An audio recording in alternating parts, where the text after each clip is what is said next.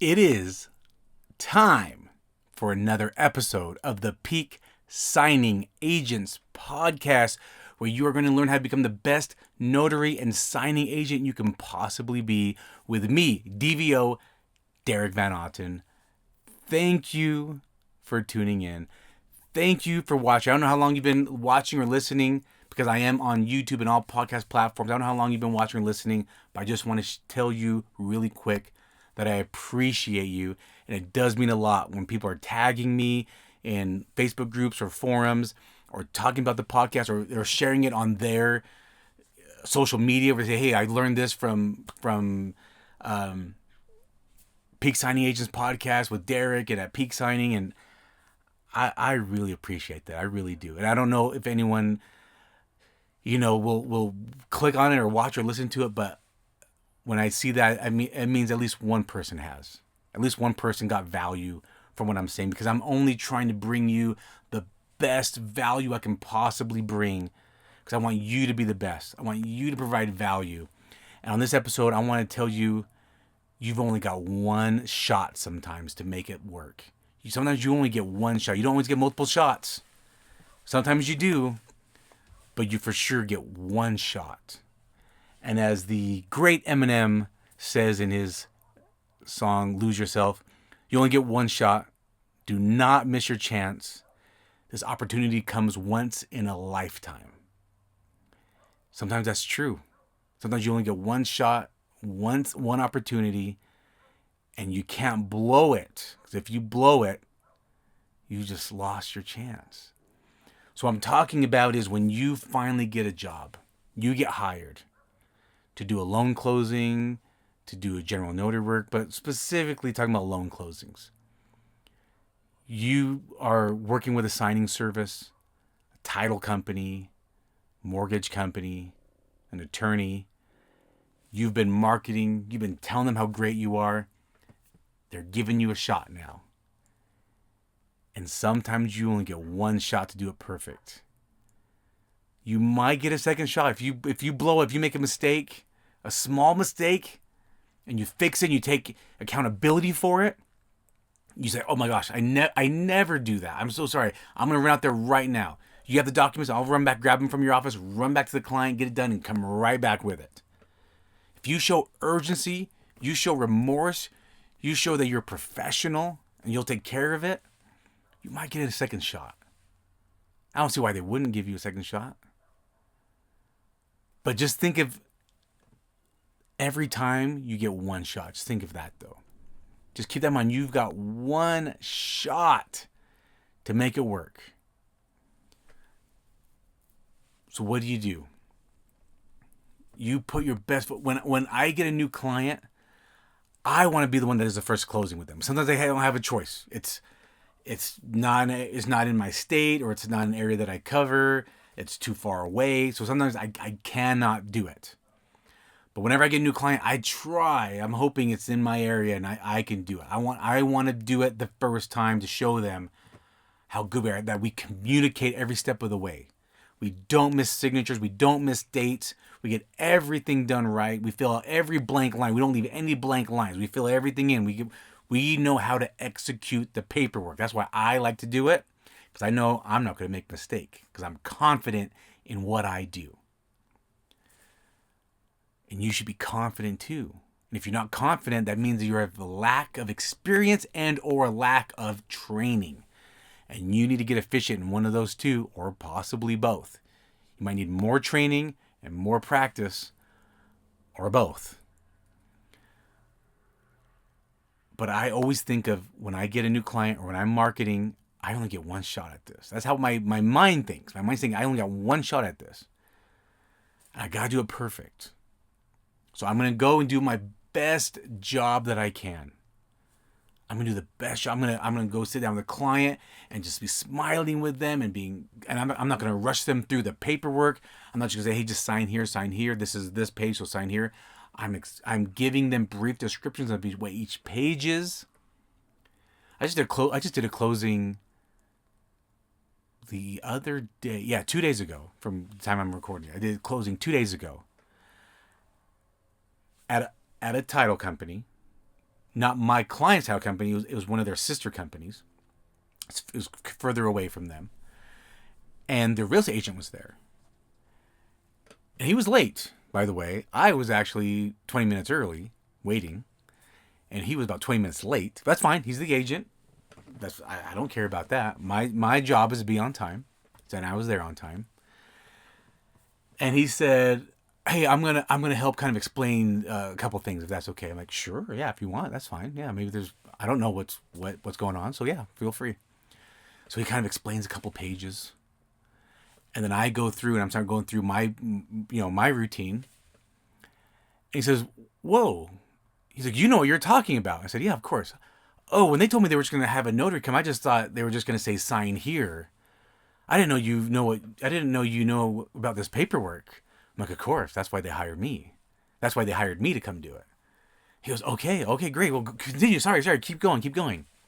He was impressed, right? I had a shot to show this real estate agent that if I'm ever being used as a notary again, with no matter what title company he was working with, if he sees my name, he's like, "Oh, great. I'm glad we're having this notary come because he knows what he's doing."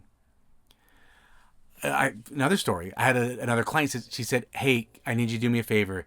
Can you do an after hours closing? But we're talking like after hours. It's going to be like 9 p.m. I said, "Sure, that's fine." This is going to be at the loan officer's office. I said, "Sure, that's not a problem. I don't mind." I said, "Someone's going to be there. I assume the loan officer will be there to have the doors open because it is after hours." She said, "Yep, he's going to be there." And then she wrapped him in, Hey, loan officer, I'm sorry I can't be there, but we've got our great notary, Derek. He'll be there." And then the loan officer responded, "I know who Derek is. He's awesome. I've done many closings with him, and he has a really cool van, a really cool mobile office van, which is I'm recording out of right now."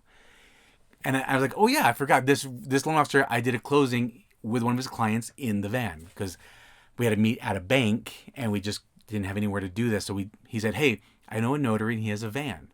That was 2 years ago, and now I'm doing another closing for this loan officer." He said, "I know who Derek is, yeah." So I did a great first impression with this loan officer. So he remembered me, right? You get one shot. So whenever my name comes across, like, "Hey, I can't be there. I have this notary named Derek." I don't want them to say, no, I don't want him coming. He just points. He doesn't really know what he's talking about. People ask questions, and he just seems lost. Like, "Oh no, he's great. I'm so glad it's him that's coming." Right? I had one shot, and I made a great first impression. That's how you have to think. You got one shot at this. Make it worth it. Make it worth it. Do a phenomenal job. Show confidence. Don't just point and say, "This is where you sign." Give them brief descriptions of what the page is. You don't go into detail. Just give brief description of what the page is and what it's basically saying. You double check it. You triple check it. Make sure you didn't miss any stamps, dates, initials, signatures. All blank lines are filled in. And it looks great. And then you drop it off in a timely manner. You don't want to drop it off too late. If it's funding that same day, you don't want to show up at 1 o'clock to drop off the documents. You want to be there first thing in the morning to drop it off. Here it is. I know it's funding today. Here it is. Here are the documents. It's ready to go. Everything should be perfect. Let me know if you need anything else. You get one shot sometimes. Don't blow it. Don't miss the opportunity. If you go out marketing, make sure it's worth it. Let me talk about another example. I was trying to hire a notary, and I put it out there, said this is what the fee is, and they accepted it. So I said, great, all right, great. Got it. I called the notary up. They said, "Hey, can we negotiate the fee?" I'm like, "What do you mean negotiate the fee? You've already accepted it." Right, but then they give me some piss poor excuse. They go, do you think that'd be fair? I said, "I think what's fair is what you accepted. I threw it out there what I thought was a fair price for all of us, and you accepted it. I think that is a fair price. So if you want to negotiate, tell me what you're thinking then." She's like, "Well, I think this amount," which I didn't like. And she goes, "What do you think? What do you think about that?" That's her question to me after she told me the amount that she wanted to counter offer, after she had already agreed to it, by the way. And I said, what do I think? I said, this is what I think. I think you got one shot to work with my company. I might have more signings in your area.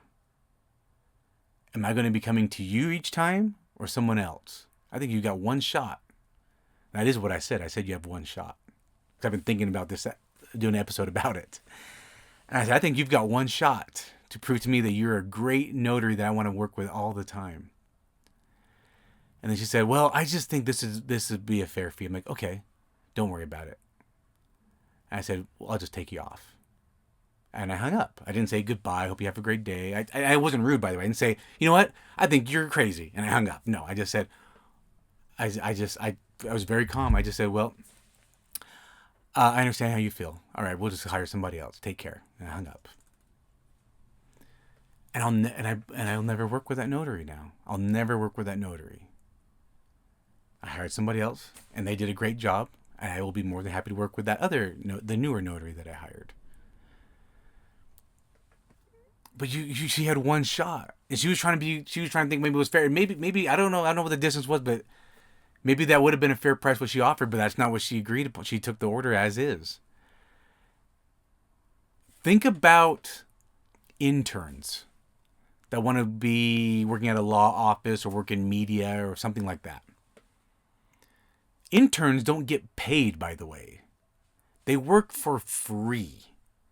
Because they're learning and they're getting experience. Think about doctors.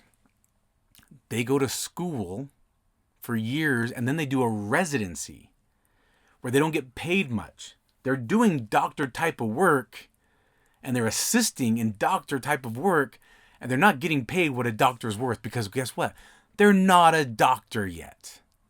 But they're willing to do it. People are willing to go to college, go to school for higher education and not get paid. In fact, they're paying to go to school. They're not getting paid back in any way because they know it's going to be worth it in the long run. They're going to get the experience and the information and the knowledge. And then when they become the doctor or when they get the job that they're interning for, now they're going to be getting paid the big bucks. But it was all worth getting that experience first. It was all worth it. So you might take a job now, today, that's maybe less than what you like to do it. In fact, I had a notary in Washington, state of Washington. And she said, this is not usually the type of pay that I accept, but I'll do it for you. And guess what? I want to work with her anytime I have a signing in that area. I want to go to her. Because I know she has great experience. She's a peak signing agent. She's willing to work with me. I'll do my best to work with them too. I hope that makes sense a little bit. Sometimes you might want to take a job offer that's a little less than what you're willing to do. Maybe it's $10 less than what you like. $15, $20 less than what you normally do it for. But if you take a $20 cut and you do a fantastic job and they keep hiring you, you start getting the volume. Think about Walmart. If I buy cereal from Walmart, it costs less than cereal at Kroger or Target. It costs less, doesn't it? It usually costs less. Why is Walmart charging less? Because they're getting the volume. They make way more sales than a Kroger, Albertsons, or Target. They're getting a lot more sales for that cereal. So they're getting less money every time someone buys a box, but because they're getting the volume, they're getting a lot of volume. So I have signing agents who I work with regularly, and maybe they're taking jobs from me, my signing service, less than what they normally would do. Obviously, I'm not going direct. Obviously, going direct, they charge more. But because they say yes, they're going to get the volume that I send them. They're going to get more volume. So they're getting less per signing, but they're getting paid a lot because I'm sending them a lot of business. Does that make sense? I hope that makes sense. That's economics. That's why Walmart does so well. As an example. I hope this episode helps you get more business. That's my goal for you, is to get the volume. Maybe not get the most money for each one, but to get the most money per volume, because you are busy, you are a peak signing agent, you provide great service. And that's why you deserve to get paid. All right? I hope that helps. Keep being awesome. Keep being the best you can be, because I believe in you, and I'll catch you on the next episode. Bye.